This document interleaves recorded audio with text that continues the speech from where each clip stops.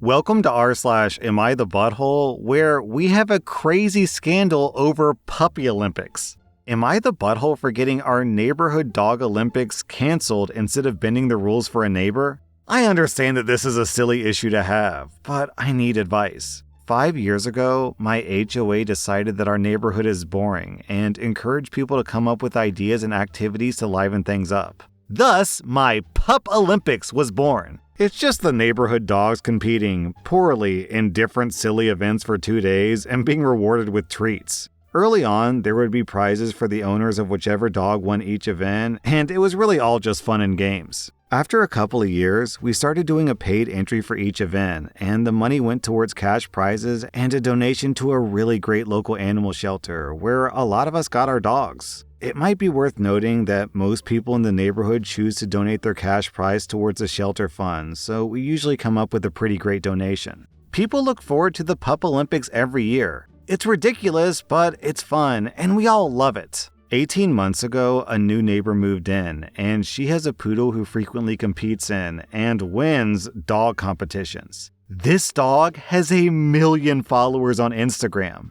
We all follow the page, and obviously we root for this dog in the competitions. We have no issue with the dog itself. However, this dog ruined Pup Olympics last year. The dog swept every single competition. There's literally one event for senior dogs that it didn't qualify for, and that was the only one that this poodle didn't win. We all just kinda stood there for 2 days and gave cash prizes to the same woman for every event. To make matters worse, she also didn't donate a single extra penny to the shelter fund. This has taken an event for families and kids and turned it into something that it was never meant to be. It's like having a professional athlete compete at a high school field day. So, Pup Olympics are happening soon, but this year, my committee decided on a no competition dogs rule to make it more fair for the other owners and families. The poodle owner got notice of this and has gone ballistic. The HOA had a committee meeting and decided in her favor that we couldn't exclude her or her dog if we wanted to have the competition in the neighborhood. I thought about it and then just sent out a cancellation notice. Someone from the HOA board tried to pull it back together, but it's just not getting that much interest. Now, the poodle owner has sent me multiple vindictive messages implying that I did this to hurt her personally, and the neighborhood is split 50-50 on who's in the wrong. So, am I the butthole? Okay, my 2.5-year-old daughter recently has gotten really fond of chasing. She'll say, "Daddy, chase me," and I will chase her around the house. And, this might sound crazy, but I'm not actually running at my full speed when I chase her. Honestly, it's kind of like a brisk walk to keep up with her. Do you know why I don't give it my all? Because I'm an adult and she's 2.5. Having someone compete seriously with this much of a skill gap is just stupid. It ruins the fun. It's not fair. I don't even know what's going through this woman's mind. Is she just so self-obsessed and narcissistic that she can't understand, maybe I shouldn't have my dog compete in these competitions? Man, this is like going to a high school football game and Tom Brady is playing on one of the teams. Opie, I'm 100% on your side. This woman is just dumb. However, I do actually think there's a way to salvage this. The solution is to get away from objective competitions like races and jumping and just go to stupid, subjective, silly competitions like best dressed. So you could have kids dress up their puppies in, clothes or Halloween costumes. Or you can have fastest peanut butter eater, and you put peanut butter on a plate, and whichever dog eats the peanut butter fastest wins. Or best tail wagging, and you have a panel of judges all evaluate who has the cutest doggy wag tail. Wettest nose competition. There's lots of ways to do this, OP. So I think that would allow you to keep it fun and also fair. OP, I'm giving you 0 out of 5 buttholes. I'm giving the poodle owner 2 out of 5 buttholes. Am I the butthole for kicking my 72-year-old mother-in-law out of the house at night because she threw away my things? I'm a 36-year-old woman, and I live with my husband, who's 41. I have a decent relationship with my mother-in-law. Compared to a lot of horror stories I hear from friends, she's quite sweet and warm. She is, however, a little over-controlling, overprotective. I'm not sure of the exact word. But she has very strong ideas about things and no sense of boundaries. For example, whenever she stays at our house, she completely takes over the kitchen and insists on cooking all of our meals. She cooks wonderfully, but she won't let me help her at all, and she puts everything away in the wrong places, and then insists that her way is more logical. She only really comes for the holidays though, and I do like her a lot, so I don't mind putting up with these mild annoyances. I'm currently pregnant with our little girl, who will be born in a few months. This is a miracle. I really didn't think that this would happen, especially so late, but we got lucky. When my mother-in-law heard, she was super excited and said that she would come over to help us get ready for the baby. She offered to stay for the next 6 months or so to help out because my husband and I both work long hours and it'll be hard to handle this baby on top of everything else. She's also pretty emotionally invested in this because she truly sees herself as part of our family. She arrived a few days ago and set herself up.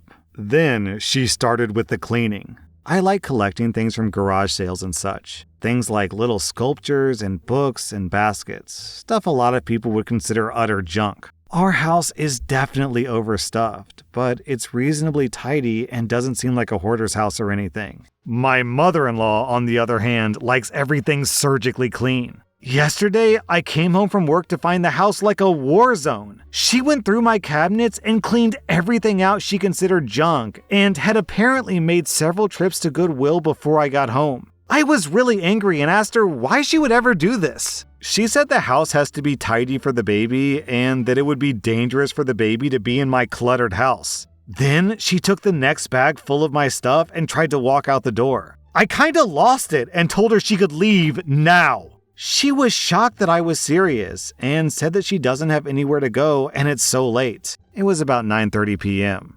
I booked her to a hotel room and called a taxi. My husband came home an hour later, and when I told him what happened, he was furious with me. He says that I disrespected his mom and I was ungrateful for everything she's trying to do for us. Am I the butthole? Okay, so it's apparently too late to kick her out of the house, but it's not too late to throw away all of OP's stuff. Right. OP, you spent the entire first part of this story saying that you like your mother-in-law, you have a good relationship, she's sweet and warm, but, based on this story, she sounds like a terrible person. Anyone who would just throw away someone else's things without warning them, without talking to them, it's so disrespectful. Honestly, I think what she's doing is less about the clutter in your home and more about the fact that she's just trying to claim your property, that she's trying to... It's basically a pissing contest, right? She's marking her territory saying, even though I'm a guest here, this is my house and I get to say what happens here. So as far as I'm concerned, OP, you have both a mother-in-law problem and a husband problem. I'm giving your mother-in-law and your husband 3 out of 5 buttholes. Am I the butthole for telling my niece that she'll have to move out if she's not my nanny anymore? I'm a single mom to 2 kids, ages 8 and 6. I work as a nurse 3 days a week for 12-hour shifts. After my husband passed away, I needed a nanny to tend to my kids after they got off of school. I decided that a live-in nanny was the best choice because I have 1 guest room. I live right near a university. Around this time, my niece had just gotten accepted. She wanted to save on dorm costs and offered to watch my kids those 3 days as long as she could live with me rent-free. I agreed and said that I'd also pay her $22 an hour. She's done with her classes by 1 p.m., so it works out perfectly. She fixes them dinner and puts them to bed. Then she's free to do whatever. But, of course, I still pay her from 3 p.m. when the kids get off from school to 12:30 a.m. when I get back from work. It worked for 2 years, and my niece never had any complaints. Quick side note, I did the math for those who are curious, and the niece makes $209 every time she babysits the kids. Now, however, my niece is getting a paid internship related to her major that starts in January. She will no longer be available to watch my kids. I congratulated her and said that I could help her look into student housing or an apartment. We would have 3 months to set this up. She was confused. I said, since I need to have a live-in nanny and I only have 1 guest room, she would have to move out. My niece got upset and said this isn't fair, that she won't be able to save money if she gets a dorm or an apartment. To be clear, she could afford to live on her own, but she wouldn't have much savings. My niece tried to argue with me, saying that it was unfair. My sister-in-law, her mom, feels that it's unfair to my niece, but she moved into my house under the condition that she'd work as a nanny. My sister-in-law and brother live 3 hours away, so my niece couldn't commute if she moved back in with them. They think that I should try to find a nanny who'd be willing to drive home after 12:30 at night, but all the nannies I've spoken to have said no or expressed concern about their safety driving home so late. So, am I the butthole? OP, of course she's upset. You gave her a sweetheart deal, an amazing deal. Free rent and $200 a day just to hang out with her cousins and cook one meal? Oh man, that is an amazing deal. OP, you were very, very generous with your niece. And for a while, she upheld her end of the bargain. But now that she's no longer willing to do her half, see ya! Good luck with your new apartment! Like, your logic is super sound. You need a live-in nanny because the nanny has to stay so late, but you have one room. So, there's no other option. Get out of my house. So long. See ya. Good luck with your internship. OP, I'm giving you 0 out of 5 buttholes. I'm giving your niece and your niece's family 2 out of 5 buttholes. Man, is 2 out of 5 buttholes even fair? OP is a widowed mother trying to do the best for her family while also paying her niece and giving her free housing. No, okay, man, whoa, I need to readjust this. I think 3.5 out of 5 buttholes feels more fair here. What do you guys think? Man, I'm trying to put myself into the shoes of the people in this story. If my daughter was an adult and she was staying at a family member's house for free, and that person was a widow trying to raise kids, then even if my daughter was staying there for free, I would personally give that family member money. Just as like a thank you, I know you've got a lot on your plate, here's some money just to, smooth things over. Yeah, the niece's family here are a bunch of douchebags. Am I the butthole for telling my dad that if his wife censors what I read, then I won't visit him anymore? I'm a 16-year-old man, and my dad's parental rights were terminated due to abandonment. He didn't pay child support, and he didn't contact me for over a year, telling us that he didn't want me to see him at his worst due to alcoholism. Recently, he said that he wants to start trying to have a relationship with me. He started going to alcohol rehab, so my mom started taking me to visit him during the weekends. At first, it was going fine. It was a little awkward getting to know each other again. Then, my dad's new wife and I had an argument. On that day, my mom decided that I should spend the night at my dad's place. I'd brought a book with me. My dad's wife saw the book and told me that I shouldn't read it since the protagonist is bisexual and it pushes LGBT stuff. If it's relevant, the book that I'm reading is book 2 of the Trial of Apollo series. I told her that she can't dictate what I read since I'm not a kid and she's not my mom. But my dad quickly jumped into her defense. He said that she's still his wife, telling me that I shouldn't be rude in her own home. So I told him, fine, I'm not staying here anymore then, and I left and went home. My mom said that I don't have to go back there if I don't want to. So I told my dad when he called later that if he doesn't talk to my wife and tell her that she can't censor what I read, then I will not be returning. He said that what I said was threatening him? Then OP posted an update. I just talked to my dad and he said that his wife was only trying to do what she thought was best for me and that the only issue is that what she thought is best is different from what I thought is best. My dad said that I should take that into consideration and also humor her by giving up these books since she would become a new parental figure for me if I keep up the visits. I asked him if he expects me to just do whatever she wants, including when I'm not at their house, and he sheepishly said yes. So I told him I will not be visiting him again. That way, I just won't have to deal with her.